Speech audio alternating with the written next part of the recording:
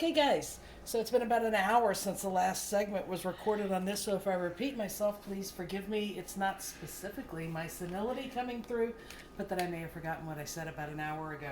So we've connected the patient side of the circuit, and now we're going to connect the circuit to the ventilator. So I'm going to go back to my stock of items over here. And what I have here is the exhalation side. I know it's the exhalation side because it has this big green valve on top of it, and it's clear. If you remember, blue is inspiratory and green and clear is expiratory.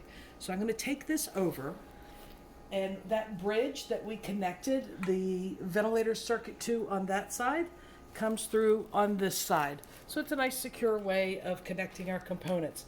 So this piece here has a small attachment right there, and there are again two small attachment holes on this side, right here and here, and then an attachment for our pressure line.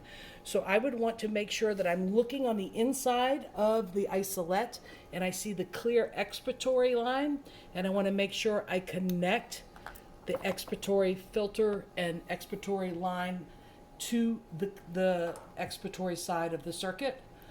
And I will come back over to our little stock from our package. We have the blue pressure line. I'm going to want to make sure that I'm connecting the blue pressure line to the small pressure line hole here. There's only one place it can go, if you remember from before. So, sorry, I told you wrong. There's only one place it can plug in, and it only fits there, and it fits in there nice and snugly. And I'm ensuring that that line is connected to the corresponding port down beneath, and there's really only one place that it can connect to. I'm coming back and looking at this expiratory line, and you notice it has a port on top right here, and there's a red line right here, and that red line is going to connect to this red port. And this is how the device understands what the expiratory pressures are, or for your purposes, PEEP on your ventilator or CPAP on your ventilator. It's all about positive end expiratory pressure. The red line is measuring that, and that connects to our clear expiratory line. We'll pull these pieces away. The last remaining piece of our ventilator circuit is blue, so we know that that's the inspiratory side. And then if I come over here, I can look inside the Isolette. I can see my inspiratory blue line and the corresponding hole where it connects. Plugs in right there. And again, I can't tell you enough. It doesn't matter which side on the inside you plug the inspiratory and expiratory in, as long as you correlate it on the outside. If you reverse them, the ventilator will reverse pressure. So your patient won't be being ventilated, but it will sound that way. And then I will take the corresponding piece of tubing from that inspiratory side, and there's an inspiratory hole. It's the only one it fits in down here. Okay? So now your circuit is connected. We're done. I'm going to hang this circuit out just so that you can see.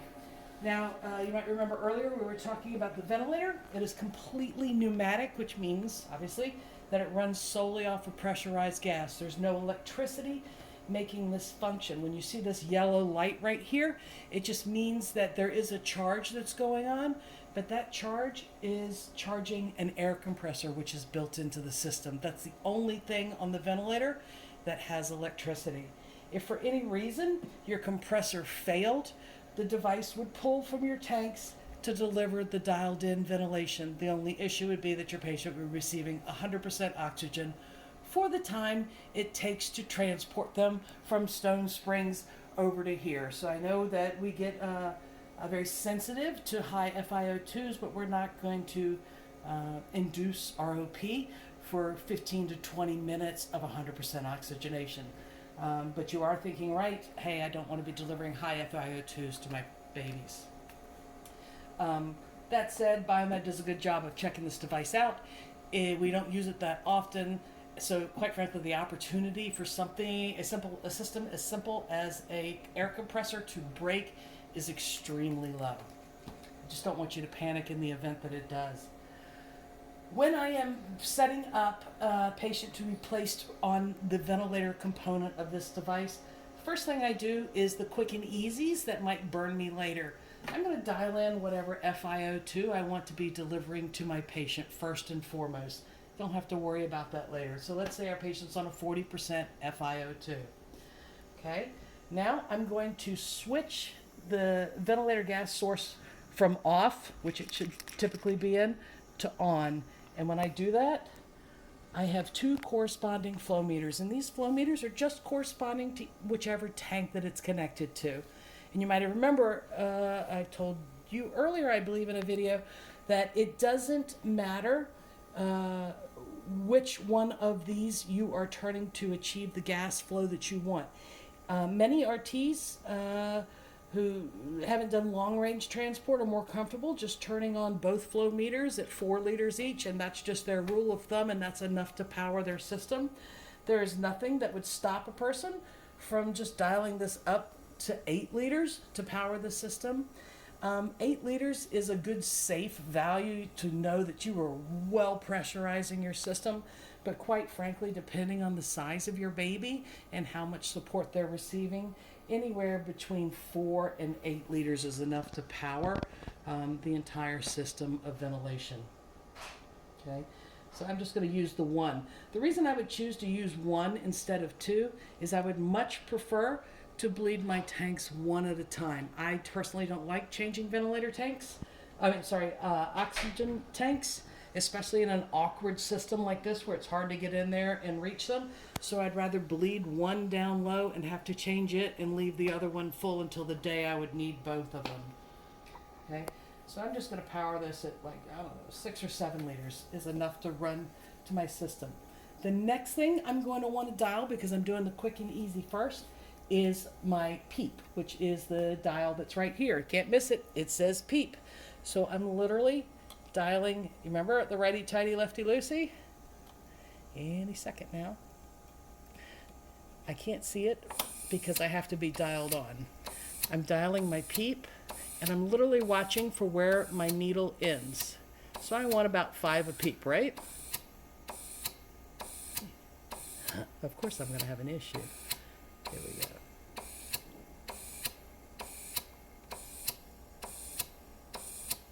All right, so I'm hitting about 5 a PEEP right there.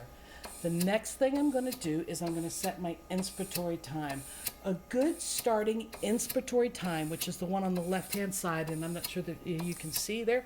You see where it says TI representing inspiratory time, and this dial over here is TE representing expiratory time. Your IDE ratios, we usually think of dialing a ventilator rate into a ventilator and looking at that in comparison to the pressure, and we get an IDE ratio. For this ventilator, we're dialing the inspiratory time in first, whatever we want it to be, and whatever our expiratory time is what affects what our respiratory rate. So if I have a 0.4 I time, which is just a good starting spot, it's not necessarily what you'll end up on. If I dialed it 0.4 and 0.6, my breath in the course of a minute would be 60 breaths a minute, right? In 1 second for an entire breath cycle to happen. But if I made that longer, so I turn it to to 1.5, you can hear that my ventilator has slowed down. The absolute best way to know what respiratory rate your ventilator is delivering involves this handy little thing right here, a watch, where you count for 10 seconds how many breaths are delivered, multiply it by 6, and you say my patient is getting this many breaths per minute.